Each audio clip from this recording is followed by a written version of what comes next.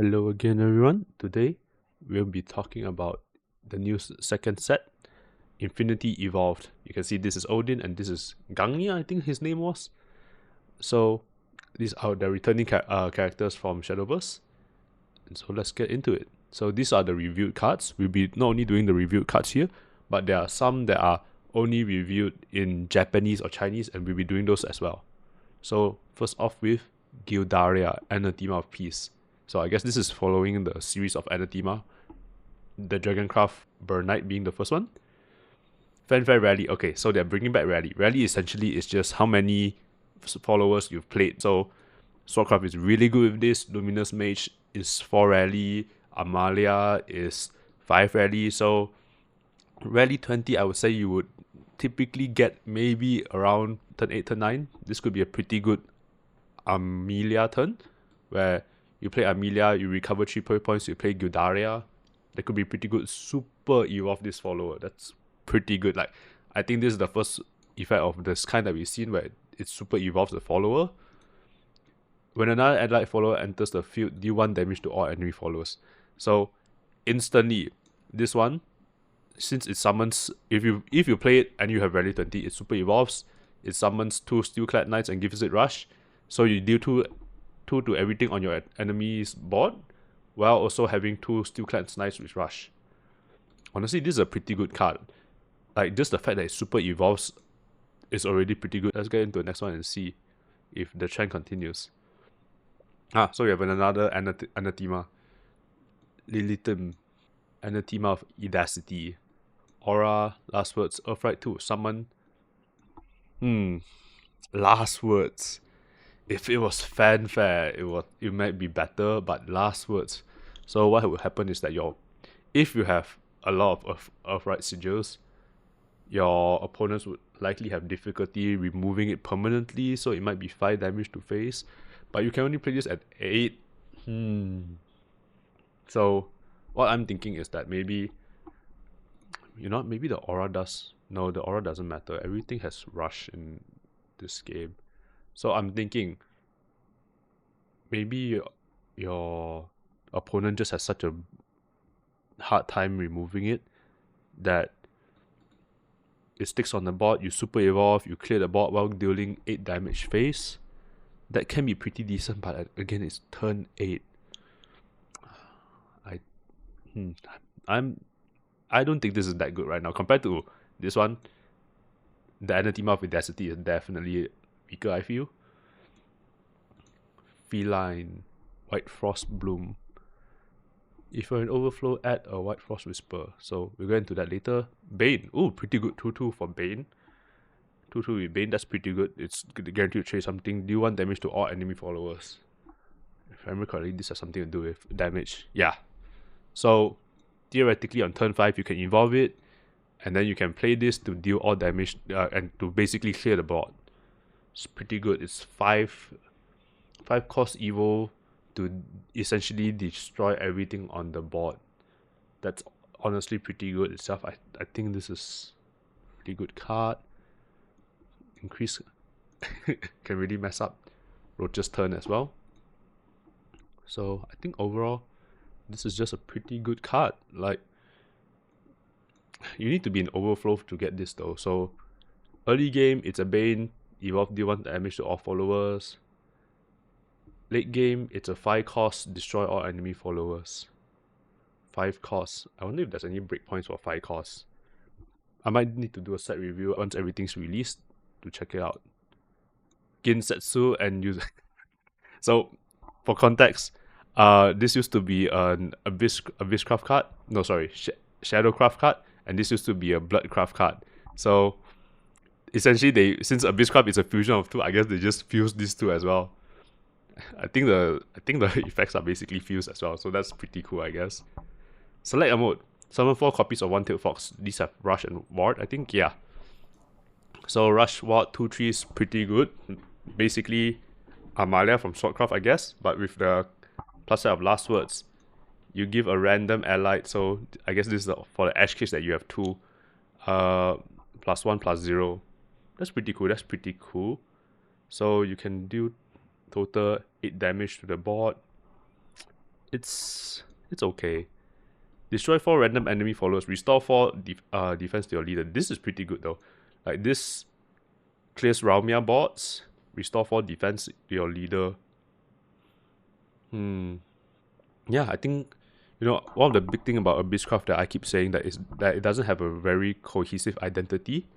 This card will really help with their control playstyle, I guess. Like, theoretically, you could play this out and destroy the board, or if you're not that low on health, you could play this. You could play this side and instead. It's a decent card. It's definitely leaning more towards the control side of Abysscraft, I guess. Havencraft, Wilbert, Desolate Paladin, Ward. Okay, 4/6 is pretty decent. Last words. Summon 2 copies of Holy Cavalier. 1/2 with Ward. Evolve, gain Crest, Wilbert, Desolate. Oh, this is kind of good. Whenever an ally follow with Ward enters a field, give it +1/+2. This is just an effect you have for the rest of the game. That's pretty good. So it's a Ward with 4. Okay, it itself cannot benefit from the crest, but so you're gonna evolve it. It's a 6/8 Ward that when it dies, it summons. These now become 2/4s. If Havencraft gets more Ward generation, this is actually kind of cracked. Like, let's take a look.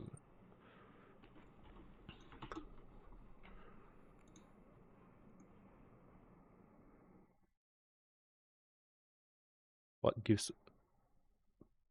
There's not a lot of Ward generation at the moment. Ward, yeah, but there's not a lot of things that summon things with Ward. So maybe that would be a new archetype. Odin, the neutral card. I'm pretty sure Gangne will be the next, the other one, I guess. Fanfare. Select an enemy card and ban it on the field and banish it. Kind of funny that this kind of counters this since it's a banish, so you won't trigger last words. Yeah, I guess this is all the cards that are officially reviewed in the deck portal. But there's actually more cards that have been reviewed, like in Japanese pages by Japanese content creators, Chinese content creators. So let's get into those. Like, there are some that are really interesting. Oh, I forgot to mention much about Odin. So 4/2 with Storm. It's okay. Maybe Ram Dragon might use this, but you're using it for the fanfare for tempo basically. But I feel that almost every craft has a pretty insane play at turn 7.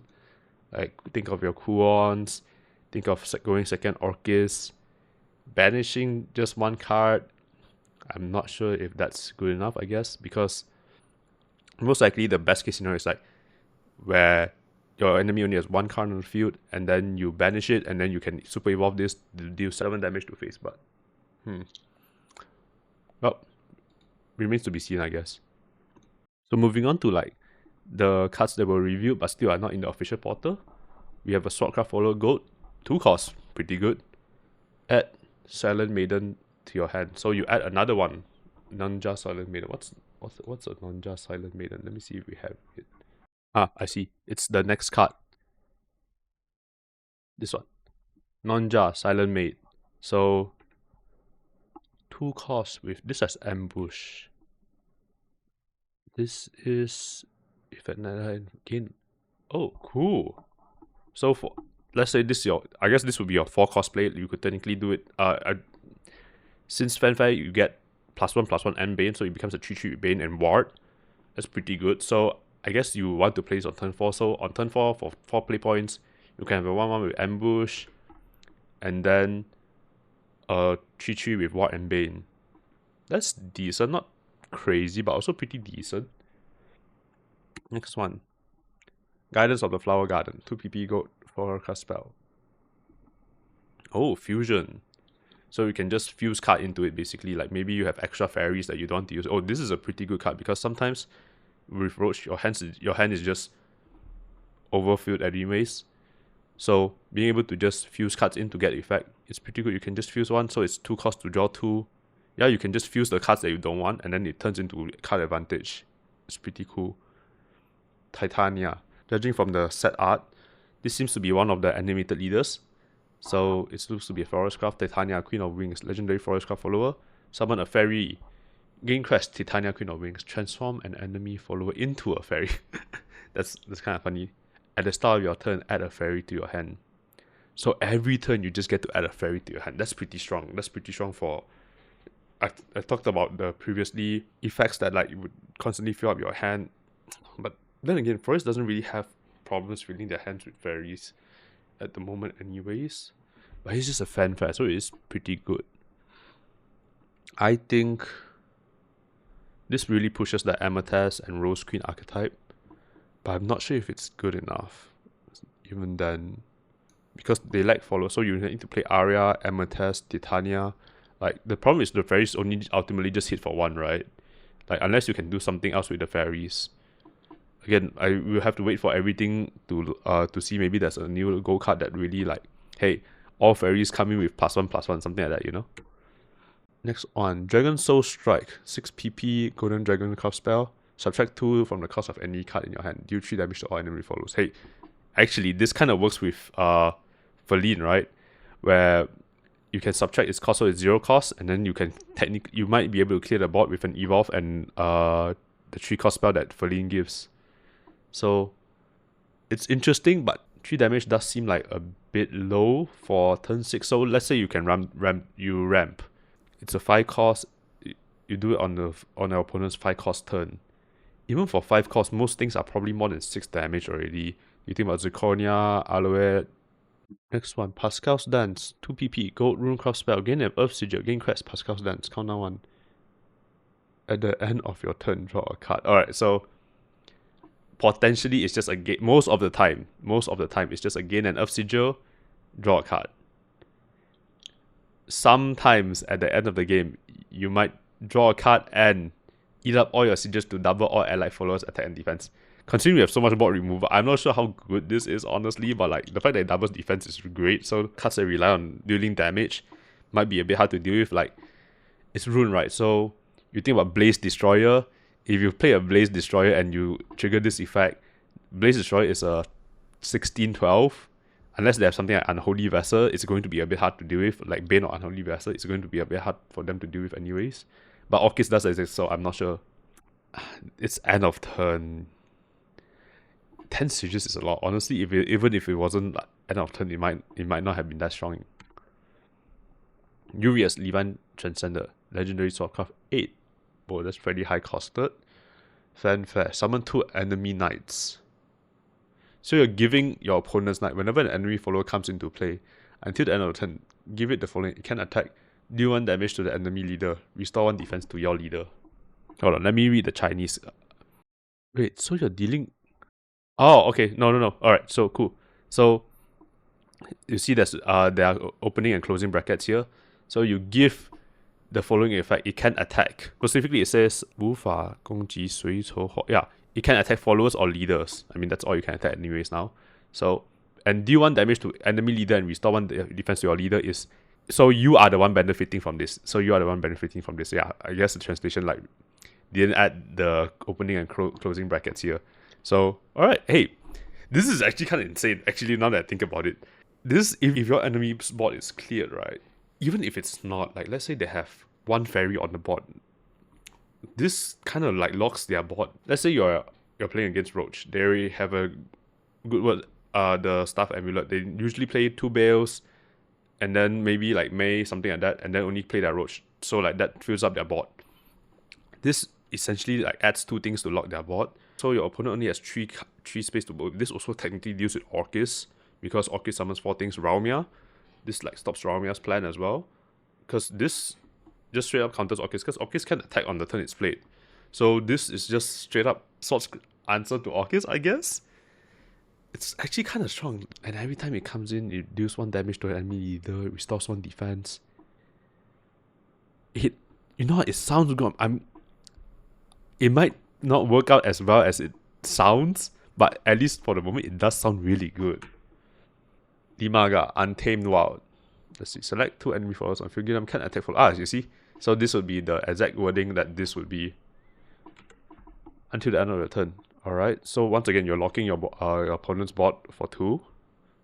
On Forest Craft though. Super Evolve, select 2 and give it at the end of each turn. Deal 1 damage to your leader and 2 damage to this follower. Okay, so if you lock something hard at the end of each turn, so you end your turn, they can attack, so they end their turn, it's 1 damage. And then on the end of your turn, it's another 1 damage for 2 things. So that's a total of 6 damage actually. Oh shit, this is pretty good. So if you super evolve, you deal 7 damage. You kill something, you lock. Let's say there's 3 things. This is the best case, I guess. You have 3 things with 5, let's say 5 or 6 defense. You super evolve this, you kill 1 thing, you lock the other 2, and then they deal 6 damage to the enemy leader over 3 turns. That's decent actually, and your opponent might not be able to get rid of it. The problem with this, right, they can attack followers and leaders effect that I'm realizing now.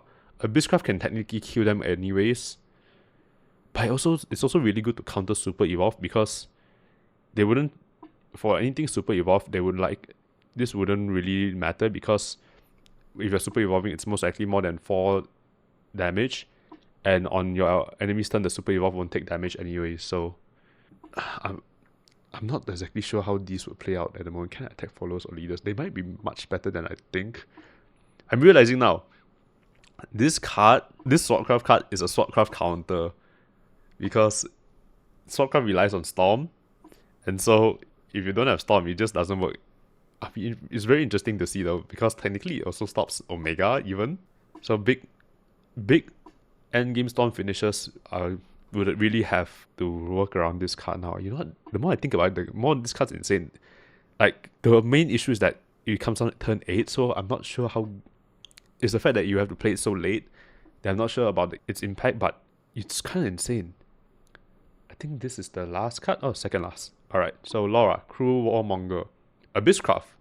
Select another follower on the field and give it Bane. Super Evolve, select another follower and give it Storm. Hey, this again kind of helps with the control playstyle, I guess, because give me something Bane, like, you can just give a Ghost Bane and technically clear something on the board.